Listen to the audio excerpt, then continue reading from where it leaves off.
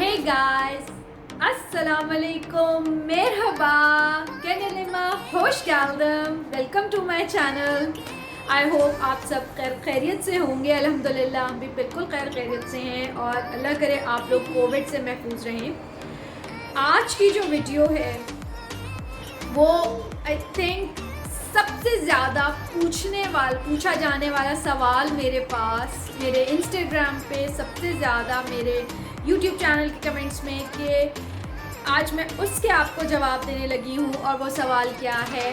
जो सबसे पहला सवाल है वो है why we move to Istanbul, why we move to Turkey. So बहुत सारे लोगों की बहुत सारी क़यासराइयाँ थी कि शायद मेरी किसी फॉरेनर से शादी हुई है तो मैं इस वजह से टर्की में रह रही हूँ उनके साथ, या मेरे हस्बैंड पहले से यहाँ पे रहते थे और मैं बाद में यहाँ पे मूव की हूँ, या इस तरह के बहुत सारे सवाल मेरे पास आते रहे। तो मैंने सोचा कि क्यों ना एक प्रॉपर वीडियो बनाई जाए और उसमें आप लोगों के इन सवालों के जवाब दिए जाएं। और आने वाली वीडियोस में I will share my whole journey कि हम किस तरह मूव किए और हमने क्या क्या रूल्स थे, क्या क्या चीज़ें हमने अप्लाई की। तो इंशाल्लाह आने वाली वीडियोस में आपको वो सारी भी इंफॉर्मेशन मिलेगी।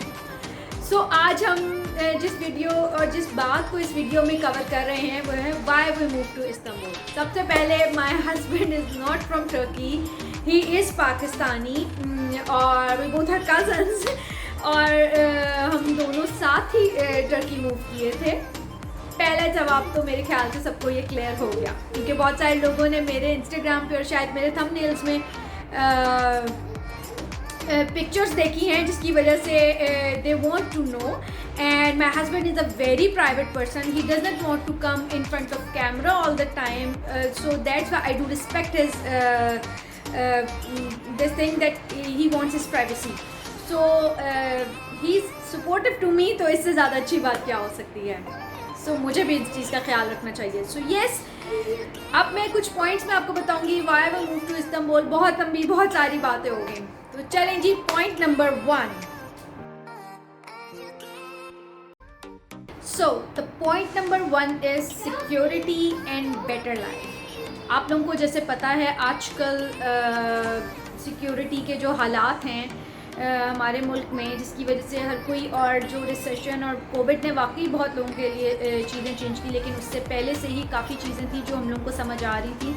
और हर पेरेंट्स की तरह हमने भी सोचा कि हम अपनी बेटी को एक अच्छा फ्यूचर दें, तो उसके लिए हम लोगों ने ये प्लान किया और हम लोग इस्तांबुल मूव किए। मेरे हस्बैंड उससे पहले काफ़ी सारी जगह विज़िट कर चुके थे और वो काफ़ी सारी चीज़ों को देख के आ रहे थे, तो उसके मुताबिक हमें टर्की में काफ़ी बेनिफिट लगा और हमने इस वजह से यहाँ मूव करने का प्लान किया।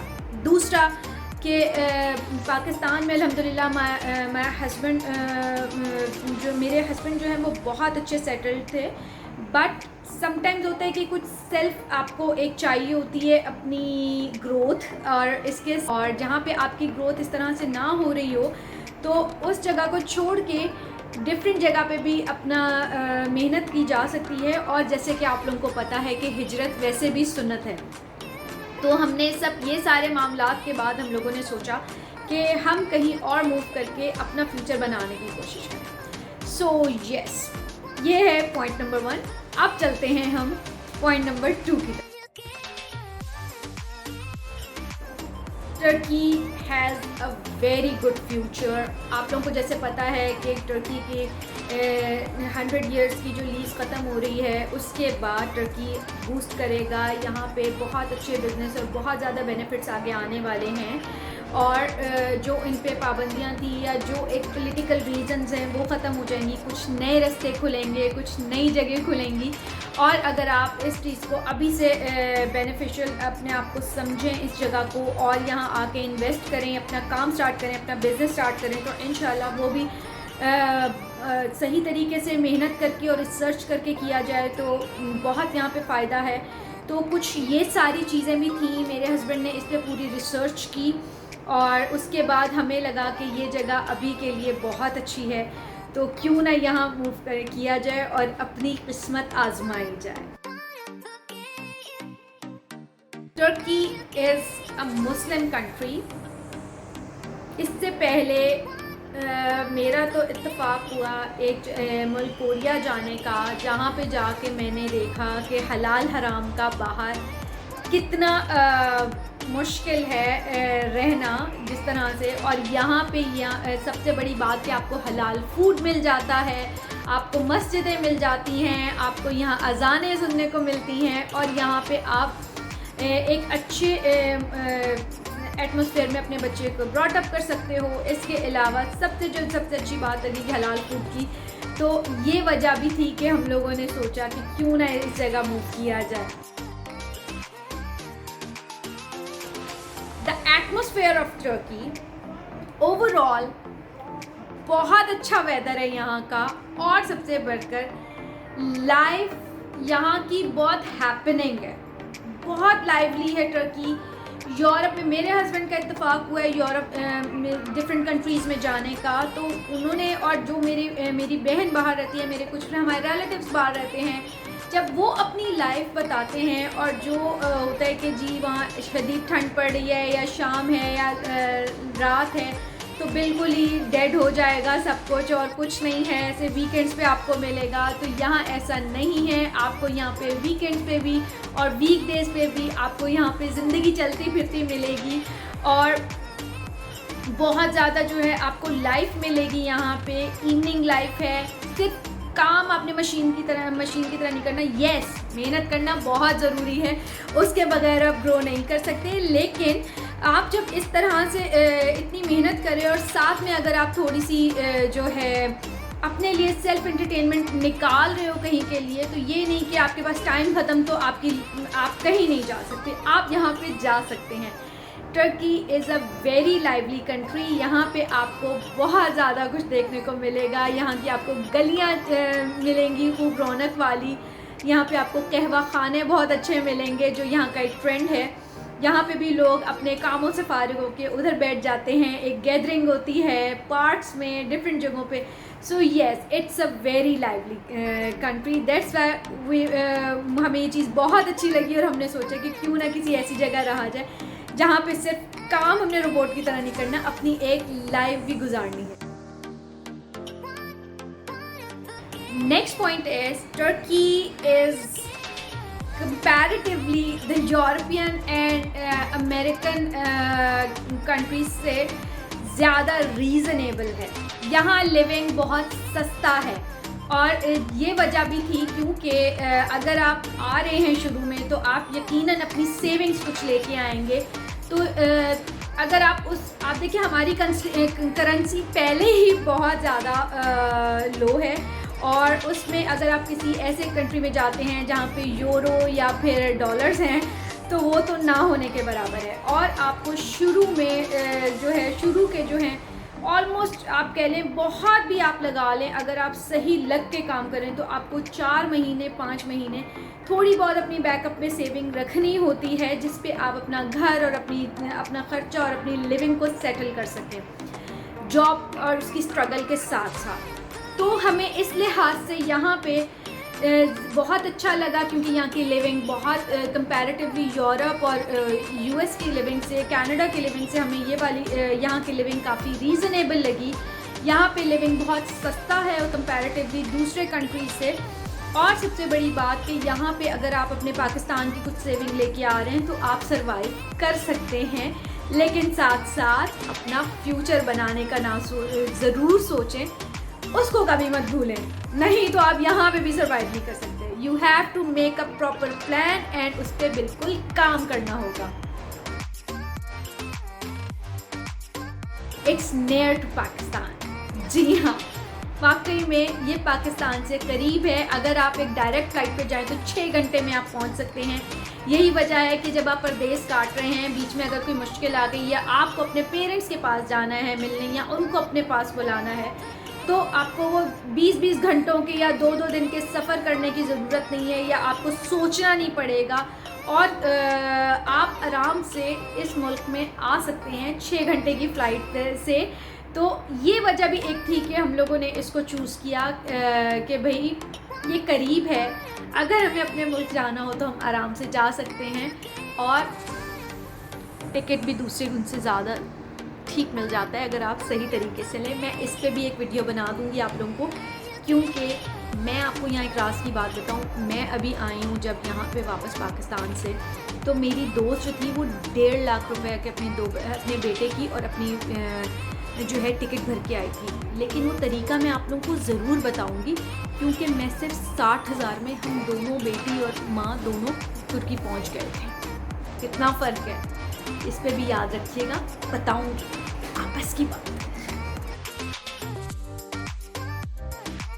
और जो सबसे इम्पॉर्टेंट पॉइंट है, इट्स ब्यूटीफुल। टर्की पूरा बहुत खूबसूरत है, इतना खूबसूरत है कि आप देखें कि आपको कोई भी प्लान नहीं करना पड़ता कि अब हमने छुट्टियां गुजारनी हैं। जैसे हम पाकिस्तान में सोचते रहते थे तो चलो अब नॉर्दर्न एरियाज़ की तरफ चलते हैं, तो कि पाकिस्तान भी बहुत खूबसूरत है।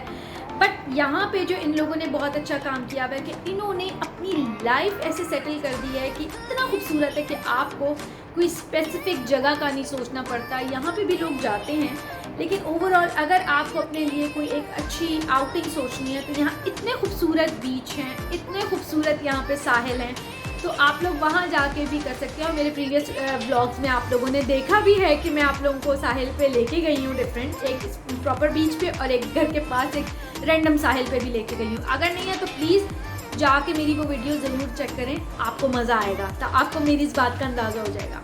और जैसे बताया रीज़नेबल है, आपको ये नहीं कि जी बहुत सारा कोई पैसा चाहिए, क्योंकि पाकिस्तान में मैंने देखा है सिक्योरिटी पॉइंट ऑफ व्यू से अगर आपने कहीं जाना है तो आपको कोई सिक्योर जगह चाहिए। सिक्योर जगह बहुत महंगी है, आपके हाथ में कम से कम भी एक दिन की एंटरटेनमेंट के लिए 15 से 20 हज़ार होने चाहिए, क्योंकि आपको होटल अच्छा करना है। अगर आपके पास होटल की ऑप्शन है, अगर आपको कहीं जाना भी है तो आपको किसी अच्छी जगह से खाना खाना है, और अच्छी जगह पे खाना आपको 4-5 हज़ार से कम नहीं मिलता।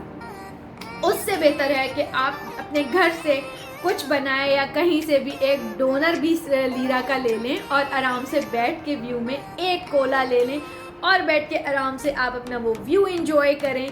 तो यस, आप यहाँ पे इतना खूबसूरत है ये टर्की। और अभी मैं आप लोगों को इस्तांबुल घुमा रही हूँ। इंशाल्लाह फ्यूचर में मैं आप लोगों को बहुत जगहों पे लेके जाऊँगी। यस, मेरे पास कुछ अपने बुरसा ट्रिप की वीडियोस रखी हैं। इंशाल्लाह मेरी ये सीरीज़ ख़त्म हो जाए तो मैं उसको भी आप लोगों से शेयर करूँगी और आप लोगों को दिखाऊँगी कि कैसी कैसी जगह हैं। मेरे साथ आप लोग रहें, आपको बहुत कुछ यहाँ मिलने वाला है।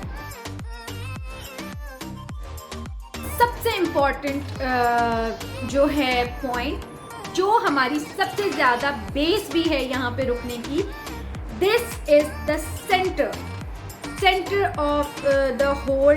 मतलब आप कह लें कि दुनिया के आप एक सेंटर में बैठे हैं, आपके पास यूरोप करीब है, आपके पास एक्सेस है उधर का। अगर आप टर्की में रहते हैं तो आप यहाँ पे अपना प्रॉपर लिविंग सेट करके और यहाँ से आप आगे मूव करने का सोच रहे हैं तो आप ये भी कर सकते हैं। आप यूरोप मूव कर सकते हैं, आप वहाँ जाके ट्राई कर सकते हैं। आप वहाँ पे अगर आप यहाँ पे पासपोर्ट ले लेते हैं तो आपको यहाँ पे बहुत सारे वीज़ा फ्री कंट्री यूरोप के मिल जाएंगे। इसके अलावा आप अपना एक प्रॉपर यहाँ से आसानी से वीज़ा लग जाता है, आपको किसी कंट्री में जाने के लिए एक्सेस आसान हो जाता है।